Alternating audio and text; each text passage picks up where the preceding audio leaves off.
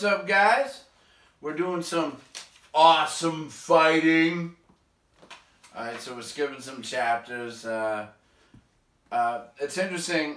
So what happens is, as you saw last chapter, in the eastern part of the Civil War, General Lee is really giving it to McClellan. McClellan's really messing things up.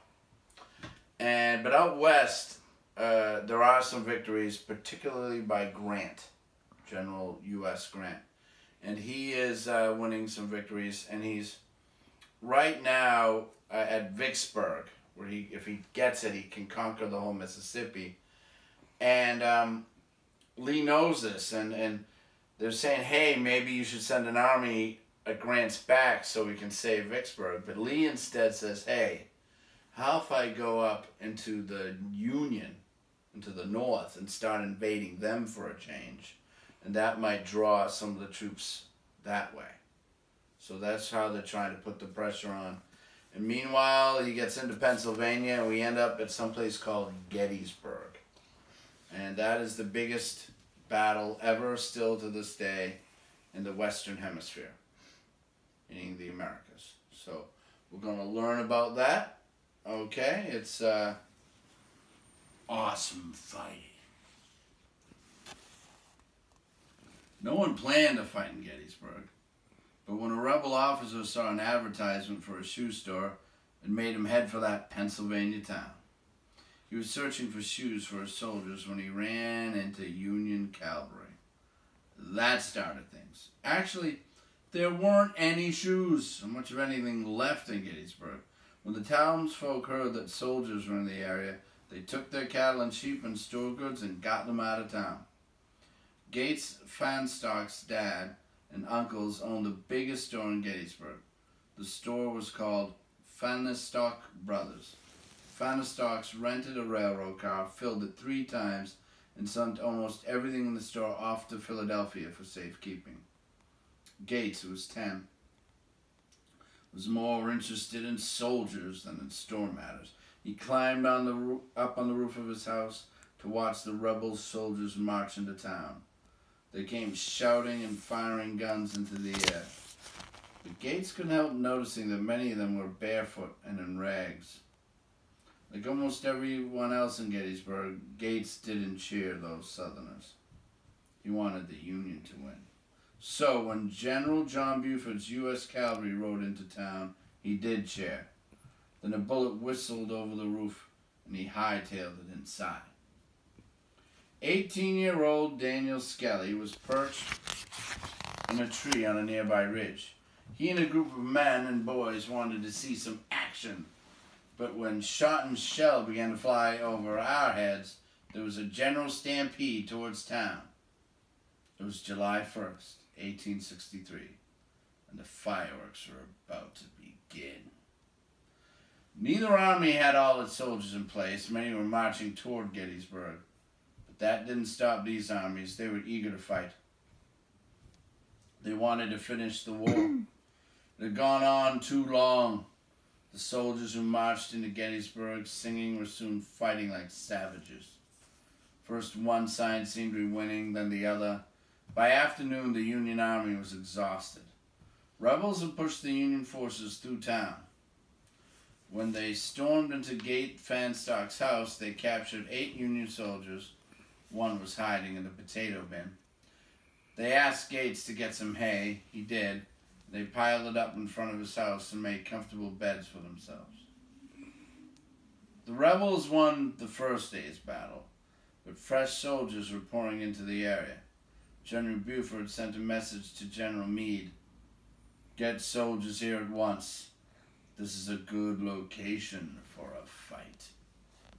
Buford's horsemen had discovered that Gettysburg sits on a series of ridges with a shallow valley in between.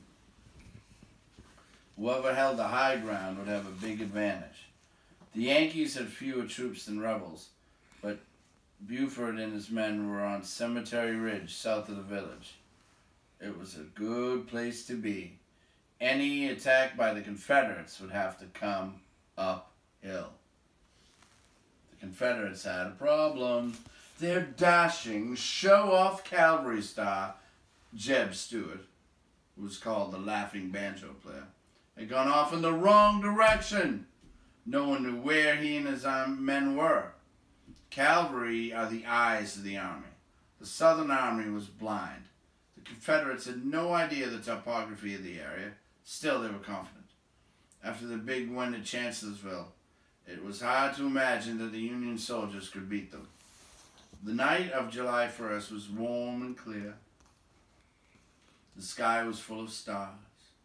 Union soldiers slept in the cemetery and prayed they would see another night. Confederates were saying the same prayers in their camp on Seminary Ridge, another high area. A religious school, a Lutheran seminary, was located on that ridge. The two ridges, about a mile apart, were separated by woods, open farmland, and peach orchards.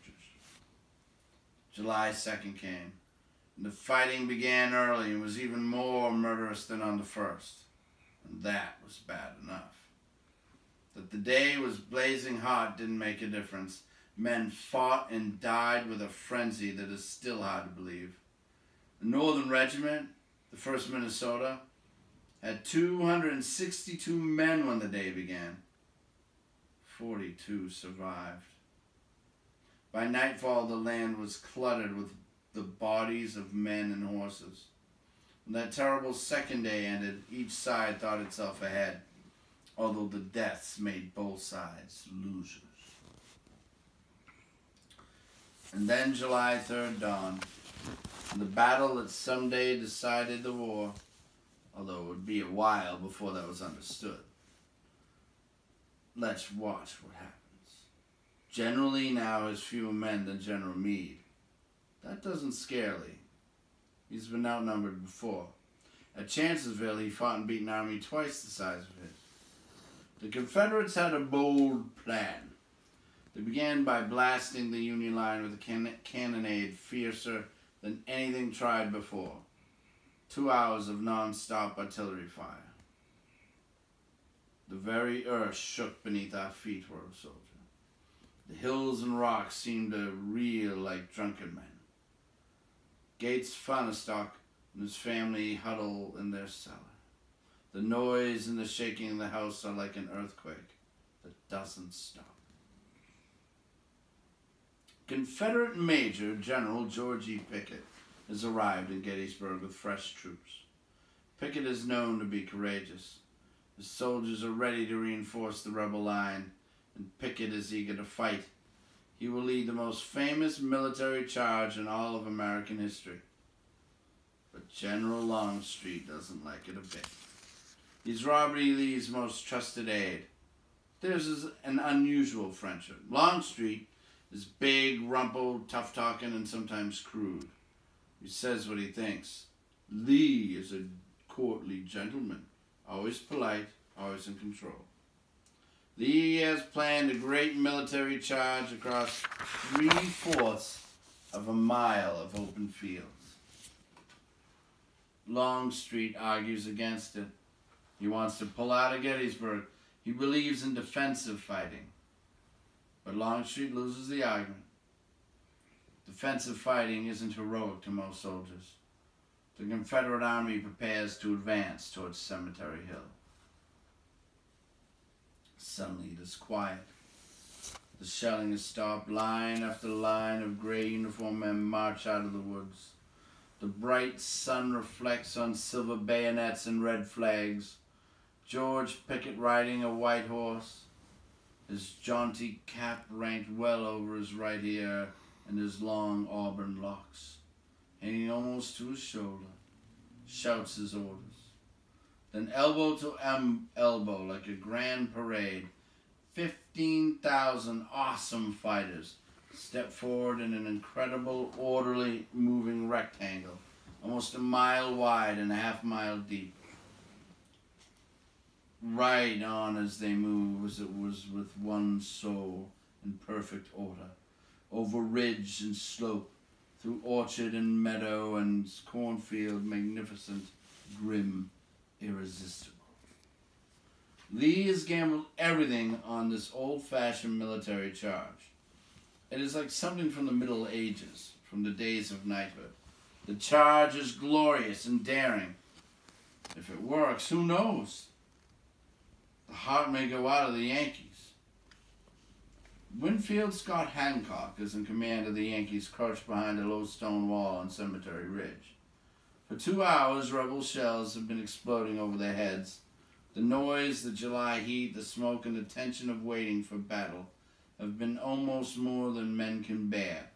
Luckily for them, the cannons are aimed poorly, and much of the shot has gone too high and fallen behind the lines. It has hit ambulances and men eating in the grass, and men in tents. But it has not done the harm intended. The Confederates don't know this. They march on cheerfully. Later, Confederate Captain W.W. Wood will remember, "We believed the battle was practically over.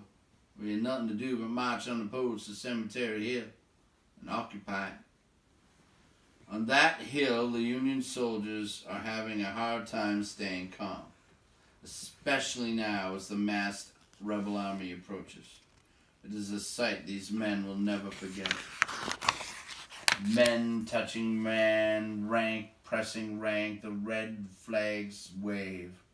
Their horsemen gallop up and down, their arms of 13,000 men, barrel and bayonet gleam in the sun, a sloping forest of flashing steel. "It was," said a U.S. colonel, "the most beautiful thing I ever saw." Hancock gives the order for the Union artillery to fire. The cannons fire more than cannonballs.